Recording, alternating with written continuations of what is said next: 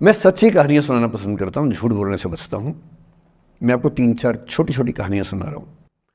ये सारी कहानियाँ सच्ची हैं, 1-1% सच्ची हैं, पर मैं किसी का नाम नहीं लूँगा। जिनकी कहानी है उनका नाम नहीं लूँगा, उनकी प्राइवेसी का मामला है। पर हाँ, सच्ची कहानियाँ हैं। अच्छी बात है कि इन कहानियों के किरदार हम लोग नहीं बने, ईश्वर करे हम कभी ना बने, लेकिन कहानियाँ सच्ची हैं। जब मैं दिल्ली आया था 1990 में, मैं हरियाणा के एक शहर से, भिवानी से दिल्ली आया था पढ़ने के लिए। मेरे ड्रीम कॉलेज में हंसराज भी एक था, पर मेरा संयुक्त से मेरा एडमिशन जाकिर हुसैन में हुआ।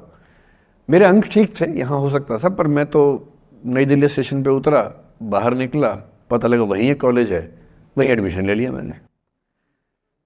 तो लोगों ने कहा कि यार कैंपस बड़ा अच्छा होता है। मैंने कहा क्या फ़र्क पड़ता है, कॉलेज कॉलेज होता है, छंडो, यही छंडो में सिखाने आया हूँ आप लोगों को। ठीक है, स्टेशन से निकले वहीं कॉलेज है, मैंने घर जाना होगा तो आराम से कॉलेज से निकल जाएंगे, क्या रखा है कैंपस में।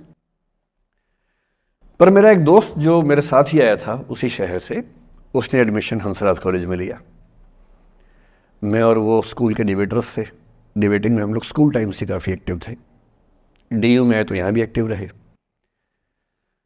डीयू में मैंने करीब 5 साल डिबेटिंग की और मेरा ख्याल है कि लगभग 300-400 डिबेट्स मैंने जीती होंगी डीयू में, कुछ हरी भी होंगी, लेकिन मैंने खूब डिबेट, वो मेरा दरअसल दाना पानी था, रोजी रोटी मेरी वही थी कॉलेज के दिनों में। घर से पैसे मैं लेता नहीं था, मिलते भी नहीं थे, लेना क्या था, ऐसी स्थिति भी नहीं थी उस समय मेरे घर में कि मिल सके। तो डिबेटिंग मेरा रोजगार था, एम्प्लॉयमेंट था मेरा, उससे काम चल जाता था आराम से। उसका भी चल जाता था, वो हंसराज से था, मैं जाकिर हुसैन से था। हम खूब डिबेट्स में मिलते थे। अक्सर ट्रॉफी या तो हम जीतते थे या वो जीतता था, कोई भी जीते रूम पे ही आती थी, क्योंकि हम रूममेट्स थे, एक साथ ही रहते थे।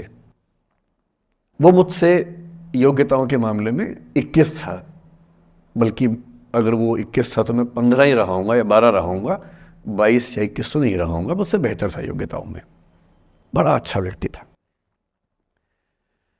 ग्रेजुएशन के बाद मैंने एमए हिंदी साहित्य में एडमिशन लिया, जबकि बीए ऑनर्स हिस्ट्री में किया था मैंने। उसने तय किया कि वो कुछ और करेगा, प्रोफेशनल कोर्स करेगा, नौकरी करेगा, तो वो चला गया दिल्ली से। मैं दिल्ली में रहा। फिर मैं एमए के बाद तैयारी करने लगा यूपीएससी की। तब तक मैं यूजीसी जेआरएफ कर चुका था। पहला अटेम्प्ट दिया, प्रीलिम्स हो गया। मेंस मेरा 96 के मेंस की बात कर रहा हूँ, मेंस शुरू होने वाला था, 2 दिन रह गए थे। करीब 10 दिन पहले वो मेरे पास आया हुआ था दिल्ली में, मिलजुल के अच्छे से बात करके गया था। उन दिनों उसका एक प्रेम संबंध कहीं हमारी ही एक मित्र के साथ चल रहा था। हम सब दोस्त थे, तो उनमें से 2 लोगों का आपस में का अफेयर था।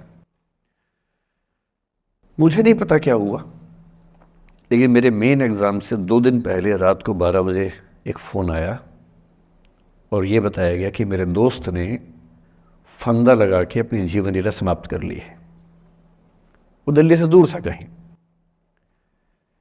और जिस व्यक्ति के बारे में मेरी राय ये थी कि उतना जीवट वाला व्यक्ति कोई हो नहीं सकता, जो ज़िंदगी से हार सकता ही नहीं, जिसके होने से कई लोग हमेशा जीता हुआ महसूस करते हैं, वो चुपचाप एक बंद कमरे में ज़िंदगी से हार गया। मैं आज तक नहीं समझ पाया कि ऐसा कैसे हुआ। बाद में टटोला, उसके पेरेंट्स से बात हुई, भाई से बात हुई, उन्होंने उसकी याद में एक सोशल वर्क शुरू किया ताकि किसी और बच्चे को ऐसा ना करना पड़े। तो जो हल्का हल्का अनुमान हुआ वो है कि शायद कुछ ऐसा था रिलेशनशिप में जो नहीं संभल पाया था, और रिश्ता टूट ना जाए इसका दबाव बहुत ज़्यादा था, और वो दबाव झेल नहीं पाया। इस उम्र में ऐसा फेज़ आता है, कई बार आता है। ये एक कहानी है, हंसराज कॉलेज से ही जुड़ी है, इसलिए मैंने सोचा कि वहीं से बात शुरू करूँ। नाम जैसा कि मैंने कहा मैं नहीं बताऊंगा, तो नाम बताने का मतलब भी नहीं। और वो जिसकी मैं कहानी सुना रहा हूँ, आप लोगों के जन्म से पहले की बात है। आप तो सब 21वीं सदी वाले बच्चे होंगे ना, जेन ज़ी होंगे आप सब लोग, तो ये तो बहुत पुरानी बात है। एक दूसरी कहानी सुनाता हूँ। मैं आपको 2-3 कहानियाँ सुनाऊंगा, फिर उन सबका सार निकाल लेंगे एक साथ हम लोग। दूसरी कहानी ये है कि जब मेरा सिलेक्शन हो गया 97 में, 96 अटेम्प्ट में पहली बार में मेरा सिलेक्शन हो गया था, मैं एक्सटेंशन लेके तैयारी कर रहा था और डीयू में मैं पढ़ा भी रहा था उस समय। तब मैं शायद डीएवी कॉलेज में था या अग्रसेन, मैं 2 जगह पढ़ाया डीयू में, तो उनमें से किसी कॉलेज में पढ़ा रहा था उस समय में। तो उस समय एक लाइब्रेरी है कैंपस में ही, सेंट्रल रेफरेंस लाइब्रेरी, आप जानते होंगे, CRL बोलते हैं, जो विवेकानंद जी की स्टैच्यू है उसके सामने ही वो लाइब्रेरी है। उस लाइब्रेरी में नीचे सब बैठ के पढ़ते हैं और टॉप फ्लोर पे रिसर्च फ्लोर है जहाँ MPhil PhD वाले बच्चे पढ़ते हैं।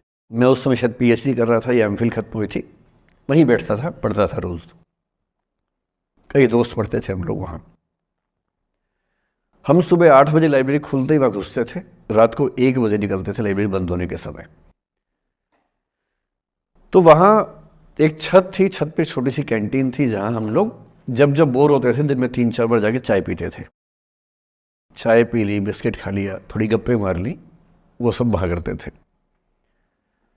तो वहाँ मेरे बहुत सारे दोस्त थे, उनमें से कई लोग अब बहुत सीनियर सिविल सर्वेंट्स हैं, कुछ लोग प्रोफेसर्स हैं डीयू में। 2 बच्चे थे मुझसे जूनियर, 3-4 साल जूनियर थे, बड़े प्यारे बच्चे थे।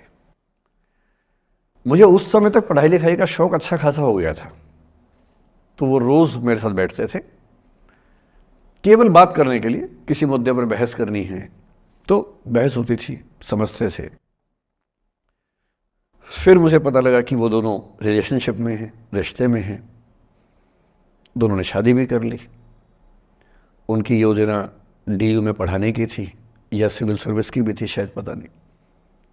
मेरा इंटरेक्शन बहुत ज़्यादा उसके बाद रहा नहीं उनसे, क्योंकि मैं सर्विस में चला गया था। इतने जिज्ञासु बच्चे थे दोनों, इतने जिज्ञासु कि उनसे मिलकर तबीयत खुश हो जाती थी, कि हर चीज़ जानने का मन करता था उनका, हर विषय पढ़ने का मन करता था। एकदम जीवन से भरे हुए बच्चे, आंखों में चमक ऐसे। फिर दोनों की शादी हुई तो मैं शादी में जा नहीं पाया, क्योंकि मेरा रिश्ता सिर्फ लाइब्रेरी में 1 घंटा गप मारने वाला था, उससे ज़्यादा था नहीं रिश्ता उनके साथ। फिर सुनता रहता था कि मैं सब बढ़िया चल रहा है, पढ़ाई कर रहे हैं, तैयारी कर रहे हैं। इंटरकास्ट मैरिज की उन लोगों ने, खूब हंगामा हुआ, दोनों घर में तलवारें खिंच गई, किसी तरह से तलवारें संभाली गई, मैनेज हुआ, दोनों साथ रहने लगे। और फिर 3-4 साल के बाद एक दिन मैंने खबर सुनी कि उस बच्ची ने फंदा लगा के जीवन लीला समाप्त कर ली। ये बात भी दिल्ली विश्वविद्यालय की है, उस दौर के सब लोग इस कहानी को जानते हैं। मेरे ख्याल से ये दोनों कहानी आपकी प्रिंसिपल मैडम जानती होंगी, नहीं ध्यान कर पाएंगे तो मैं उनको जैसे नाम बोलूँगा अकेले में वो तुरंत समझ जाएंगे मैं किसकी बात कर रहा हूँ। मैं आज तक नहीं समझ पाया कि ऐसा क्या हुआ होगा। तो बाद में अनुमान जो हुआ वो ये, इंटरकास्ट मैरिज, परिवार का दबाव, समाज का दबाव, आपस के दबाव, टॉक्सिक रिलेशनशिप, अंत में उस दबाव को न झेल पाना और जीवन समाप्त कर देना, ये हुआ। ये 2 घटनाएं हैं। एक तीसरी घटना ये है कि दिल्ली में आज से 25 साल पहले घटना घटी। आप लोग तब बस पैदा हुए होंगे, घुटनों में चल रहे होंगे, या उससे 5-7 साल पहले की बात रही होगी। ये घटना दिल्ली के सब सीनियर लोग जानते हैं, जिनकी उम्र 35-40 साल है वो सब जानते हैं इस घटना को। मोबाइल फ़ोन में वीडियो नया नया आया था उस समय, अब तो आपके हर फ़ोन में वीडियो है, अब तो सामने भी है, ताकि आप वैसा वाला मुंह बना के सेल्फी खिंचवा सके। पाउट बोलते हैं ना, मैं उसको देसी भाषा में सूअर जैसा मुंह बोलता हूँ, और वैसा ही बनता भी है, क्यूट क्यूट सा सूअर जैसा मुंह बना के लोग सेल्फी खिंचवाते हैं, उसको बोलते हैं पाउट। तब तो कैमरा फ़ोन में पहली बार आया था, तब लोग अभ्यस्त नहीं थे। अब जैसे आप लोग कितने अभ्यस्त होंगे, हम भी होने लग गए अब तो। अब हम किसी से बात करते हैं तो हम ये एज्यूम करके चलते हैं कि उसने फ़ोन में कुछ ना कुछ ऑन कर रखा होगा, या तो आवाज़ रिकॉर्ड करेगा या वीडियो बनाएगा। तुम कितने केयरफुल होकर बोलते हैं, कितने कॉन्शियस रहते हैं। और सर्विलांस सोसाइटी की सबसे बुरी बात यह है कि हम हमेशा चौकन्ने रहते हैं, हम सहज हो ही नहीं पाते। सहज रूप से 2 लोग बात कर लें, हो ही नहीं पाता। तो मैं तो अपने ऑफिस में कई बार ऐसा करता हूँ, जब हम 3-4 लोग बैठते हैं इनफॉर्मल बातचीत के लिए, हम सब अपना अपना फ़ोन कमरे के बाहर छोड़ के आ जाते हैं, फिर 2 घंटे बात करते हैं, इस भय से मुक्त होके कि कहीं कोई रिकॉर्ड तो नहीं कर रहा। ये हालत है आज की। उस ज़माने में तो फ़ोन थे। मोबाइल फ़ोन आया था भारत में लगभग 1995 के आसपास पहली बार। बड़ा महंगा था, 16 रुपये प्रति मिनट इनकमिंग, 16 रुपये प्रति मिनट आउटगोइंग, ये रेट से उस समय। और फ़ोन वो थे जिनसे आप कील भी ठोक सकते हैं, वैसे वाले फ़ोन थे, बटन वाले फ़ोन थे। नोकिया एक कंपनी थी, उसके फ़ोन हुआ करते थे। उसके 4-5 साल के बाद क्या हुआ, पहली बार किसी कंपनी ने फ़ोन में कैमरा लगा दिया। ये बात उस समय के लोग नहीं समझते थे। जब भी नई तकनीक आती है उसको समझने में टाइम लगता है। जो पहले समझते हैं फ़ायदा उठा लेते हैं, जो थोड़ा लेट समझते हैं वो उसका नुकसान उठाते हैं। उस समय दिल्ली के एक प्रसिद्ध स्कूल में 11वीं-12वीं क्लास के 2 बच्चों में आपस में कोई रिलेशनशिप रही होगी। वो दोनों किसी ऐसी सिचुएशन में थे जो सिचुएशन बहुत ही प्राइवेट किस्म की थी, बहुत निजी किस्म की थी, जिसको पब्लिक नहीं कर सकते। कुछ फिजिकल रिलेशनशिप जैसा मामला था। उस दुष्ट लड़के ने लड़कों के इतिहास को कलंकित, लड़कों का इतिहास वैसे भी कलंकित ज़्यादा है, उसे और कलंकित करते हुए उस पूरे सिचुएशन का वीडियो बना लिया। ऐसे मामलों में दुर्भाग्य है, मैं लड़का हूं इसलिए लड़के पवित्र थोड़ा ना हो जाएंगे। लड़का है, इतिहास कलंकित तो है, उसका वीडियो बना लिया और दुष्टता का चरम स्तर निभाते हुए वो वीडियो अपने एक दोस्त को शेयर कर दिया। ये कहे कि किसी और को दिखाना मत, जैसा कि होता है अफवाहों की दुनिया में। हर अफवाह एक व्यक्ति एक को ही बताता है, ये कहे कि किसी और को मत बताना, और अगला व्यक्ति भी अगले को यही कहे कि बोलता है किसी और को मत बताना। और इस तरह से पूरे शहर को खबर होती है और सबको लगता है कि सिर्फ मुझे पता है। वो वीडियो फैल गया। नए नए फ़ोन आए थे, पर वो फ़ोन कम लोगों के पास थे, कैमरे वाले फ़ोन। तो फ़ोन से कितना फैलता, ज़्यादा नहीं फैला। लेकिन उस समय दिल्ली की एक कुख्यात मार्केट हुआ करती थी, पालिका बाज़ार, अभी भी है, पर तब वो कुछ और कामों के लिए कुख्यात हुआ करती थी। अब तो कपड़े मिलते हैं, तब कपड़ों के साथ कई चीज़ें और मिलती थी वहाँ। जैसे गंदी फिल्मों की सीडी चाहिए हो तो वहाँ मिलती थी, ग्रे मार्केट में, चोरी छिपे। इस वीडियो को सीडी में कन्वर्ट करके लोगों ने वहाँ से खरीदा, लाखों करोड़ों की संख्या में। नए नए टेलीविज़न चैनल प्राइवेट आए थे, और प्राइवेट टीवी चैनल को खबरों की भूख इतनी होती है कि वो खबर के लिए जान दे सकता है और जान ले भी सकता है किसी की। 24 घंटे इस खबर पे, इस चीज़ पर खबरें चल रही थी सारे चैनल्स में कि ये वो लड़का है जिसने ऐसा किया, ये वो लड़की है, ये वो स्कूल है, इस स्कूल की प्रिंसिपल से बात करेंगे, इससे बात करेंगे। वो जो बच्ची थी जिसकी इसमें कोई गलती नहीं थी, सिवाय इसके कि वो किसी एक लड़के से प्रेम करती थी, जो कि उस उम्र में बच्चे कर बैठते हैं। इसके लिए बहुत चिल्लपौनी मचानी चाहिए। बच्चों को आप हर बात पे अपराधी नहीं मान सकते। उस बच्चे की गलती सिर्फ इतनी थी कि उसने अपने दोस्त पे भरोसा किया, जो भरोसे के लायक था नहीं। वो नीच किस्म का व्यक्ति था जिसने उस संबंध की गरिमा को समझा नहीं। उस बच्ची के घर के बाहर 24 घंटे न्यूज़ चैनल से कैमरे खड़े रहे। घर से कोई भी निकले, 50 कैमरे पीछे। आप बताइए आपकी बेटी कैसी है, आप बताइए आपकी बहन कैसी है। अंत में उस पिता ने अपनी बच्ची को इस देश से बाहर भेज दिया। उसके कुछ दिन बाद की जो खबर टीवी चैनल से नहीं दिखाई, उसके पिता ने आत्महत्या कर ली। ये तीसरा इंसिडेंस है। ये सारी खबरें सच्ची बता रहा हूं मैं, इनमें से एक भी झूठ नहीं है। झूठी कहानियों से मोटिवेशन दिया जा सकता है, मैं जानता हूं, पर जब सच्ची कहानियां हैं तो मैं झूठ क्यों बोलूं? सारी सच्ची कहानियां बता रहा हूं मैं आपको। एक चौथी कहानी जो आप में से कई लोगों की होगी। मेरा एक स्टूडेंट है, सिविल सर्वेंट है, सीनियर लेवल पे है, करीब 40 साल का है। उसने आज तक शादी नहीं की। क्या उसकी शादी करने की इच्छा नहीं थी? पूरी इच्छा थी। फिर क्यों शादी नहीं की? भाई कुछ लोग तो होते हैं कि शादी करनी ही नहीं, कोई मिशन है। योगी जी है, मोदी जी है, ठीक है, उनका तो मिशन है। ममता जी है, उनका मिशन है। पर जिसका जीवन में ऐसा कोई मिशन नहीं है और जिसको प्रेम करने का मन भी करता हो, वो तो शादी करता है आमतौर पे। उसने शादी क्यों नहीं की जानते हैं? जब वो 25-26 की उम्र में था, जब वो मेरा विद्यार्थी भी था, एक दिन मेरे पास आके बोला कि सर एक बात करना चाहता हूँ। मुझसे मेरे स्टूडेंट्स ऐसी बातें खूब करते हैं पर्सनली आके, अब तो मैं टाइम कम दे पाता हूँ, पहले तो ये सब होता रहता था क्लास के अलावा। एकदम रोता हुआ आया, आंखों में आंसू भरे हुए बहुत सारे। अरे क्या हो गया भाई? तो फिर उसने किसी का नाम बताया कि सर वो ही मेरी स्टूडेंट थी, कि सर उसके साथ रिलेशनशिप थी, उसने धोखा दिया है मुझे। अच्छा, धोखा देने वाली कहानियाँ मुझे बहुत अपील नहीं करती। मेरा मानना है कि दोनों पक्षों की गलतियाँ होती हैं। आप केवल अपने पर्सपेक्टिव से सोच सोच के धोखा करते रहते हैं, ऐसा थोड़ा ना होता है भाई।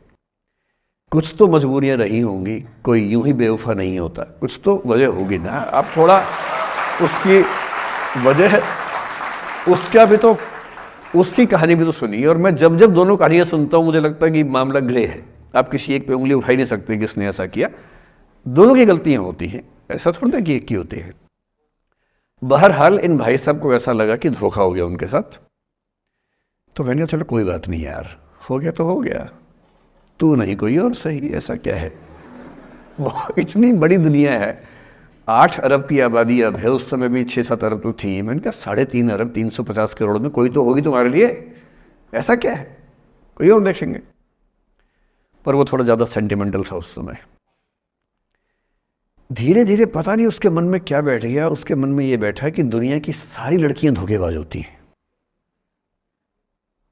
ऐसे मूर्खों की कमी नहीं है दुनिया में, ऐसे बहुत मूर्ख हैं। दर्शन की दुनिया में इसे अवैध सामान्यीकरण कहते हैं, इलिसिट जनरलाइजेशन। इसका मतलब बहुत छोटे सैंपल के बेस पे ये समझ लेना कि ये थियरी पूरे ब्रह्मांड पर लागू होती है। एक लड़की ने धोखा दिया, मान लीजिए धोखा दिया, धोखा इसने दिया कि उसने दिया कि किसी ने दिया, जो भी कहानी हो, एक सैंपल से ये मान लेना कि सब ऐसे होते हैं। और उसके बाद से उसने कम से कम 10 बार कोशिश की, 10 लोगों से मिला, बातचीत की शादी के लिए। डेटिंग तो क्या करेगा 40 की उम्र में, लेकिन हाँ बातचीत करके देखा कि शायद रुचियाँ मिल जाएं, स्वभाव मिल जाए तो शादी के बारे में सोचें। हर बार 3-4-5 मीटिंग के बाद वापस हट जाता है। अब तो मैंने पूछना बंद कर दिया है। जब तक मैं पूछता था, बोलता था कि सर 3-4 मीटिंग के बाद लगता है कि ये भी वैसी ही है। मैंने कहा भूल जाओ भाई, उससे भूल जाओ, बात खत्म हो गई। उसके बच्चे घूम रहे हैं आजकल स्कूल में, अब तुम कम से कम शादी तो कर लो। वो भाई साहब आज तक अकेले हैं, और अब तो बाज़ार में मूल्य भी कम हो गया उनका, अब विकल्प भी ज़्यादा नहीं मिलते हैं। अब जो विकल्प मिल रहे हैं वहाँ उसकी रुचि और कम हो गई है। तो पूरी संभावना है कि वो जीवन अकेले ही गुजरेगा अब उसका। एक अंतिम एग्जाम्पल देके फिर मैं निष्कर्ष की तरफ बढ़ूँगा। मैं एक IAS ऑफिसर को जानता हूँ, 2 IPS को जानता हूँ, बहुत योग्य लोग, देश के सबसे अच्छे संस्थाओं से पढ़े हुए लोग, प्रॉपर IAS प्रॉपर IPS में नौकरी करने वाले लोग, और इन तीनों ने अपना जीवन समाप्त कर लिया नौकरी में रहते हुए। क्यों? क्योंकि नौकरी और घरेलू जो दुविधाएं थी उनको झेल नहीं पा रहे थे, ना झेल पा रहे थे, ना भूल पा रहे थे। लेट गो नहीं कर पाए तो गिव अप कर दिया। और इसलिए मुझे अक्सर लगता है कि जितनी चीज़ें हम सिखाते हैं बच्चों को, हिस्ट्री, इकोनॉमिक्स, लिटरेचर, वो सब ठीक है, उनका भी महत्व है। शायद उससे ज़्यादा महत्व इस चीज़ का है कि ये समझें कि अपने इमोशंस को कैसे मैनेज करना है। जब जीवन में ऐसा लगे कि सब खत्म हो गया है, जब जीवन में लगे कि बहुत टॉक्सिक किस्म की लाइफ हो गई है, उससे बाहर कैसे निकलें, शायद ये सबसे महत्वपूर्ण लेसन होता है जो हम सबको सीखना चाहिए। मैंने कहीं से सीखा नहीं है, ना मैंने ऐसी किताबें पढ़ी हैं। हालांकि मैंने 2 किताबें मंगवाई हैं पिछले हफ्ते, पढ़ी नहीं है अभी तक, तो मैं किताबों के बेस पे नहीं जानता कैसे सीखते हैं, लेकिन ज़िंदगी से तुम सीख सकते हैं। इन कहानियों का सबका एक ही सार है, वजह अलग अलग है। एक व्यक्ति ने इसलिए अपना जीवन समाप्त किया कि वो रिश्ता उसके हाथ से छूट रहा था। एक ने इसलिए जीवन समाप्त किया कि ये रिश्ता बन गया था पर समाज के दबाव, घर के दबाव मैनेज नहीं कर पाए। एक ने ज़िंदगी भर शादी नहीं की सिर्फ इसलिए कि वो पुरानी यादों को भूल नहीं पाया। अरे एक बार गलती हो गई तो हो गई, आगे तो संभावना जीवन में है भाई, क्यों इतना हावी रखना उसी दिमाग के ऊपर। कुछ लोग देश की सबसे अच्छी नौकरी में होकर हर पैमाने पर सफलता की हर कसौटी पर खरा उतरने के बाद जीवन नहीं बचा पाए, क्योंकि दूसरों की नज़र में आप बहुत सफल हो जाए, अपनी नज़र में शून्य हो, तो फिर जीवन कैसे बने, जीवन कैसे बचे। इन सारी कहानियों का मूल भाव एक ही है, अगर आप खुद को हैंडल नहीं कर सकते तो दुनिया को क्या हैंडल करेंगे। दुनिया को हैंडल करने से पहले खुद को हैंडल करना सीखना पड़ता है, और उसका सबसे आसान जो रामबाण उपाय है उसको बोलते हैं द आर्ट ऑफ लेटिंग गो, जाने दो। वो अफसाना जिसे अंजाम तक लाना न हो मुमकिन, उसे एक खूबसूरत मोड़ देकर छोड़ना अच्छा।